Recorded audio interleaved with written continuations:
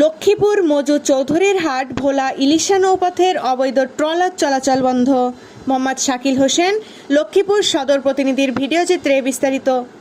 BIWT এর ঊর্ধ্বতন কর্তৃপক্ষের নির্দেশক্রমে আবহাওয়া ভালো, নদী শান্ত থাকলে এবং জনাব আব্দুর রহমান পরিবহন পরিদর্শক স্যারের সাহসিকতায় ৩ নং সংকেতে সার্ভেকৃত যাত্রীবাহী নৌযান চলাচল করায় মজু চৌধুরীরহাট ইলিশা নৌপথে সকল অবৈধ ট্রলার চলাচল বন্ধ রয়েছে। লঞ্চ, সি ট্রাক চলাচল বন্ধ থাকলে যাত্রীরা চরম ভোগান্তির মধ্যে পড়ে। এমনিতে ভোর 4:15 হতে বিকাল 5:15 পর্যন্ত নৌযান চলাচল করে।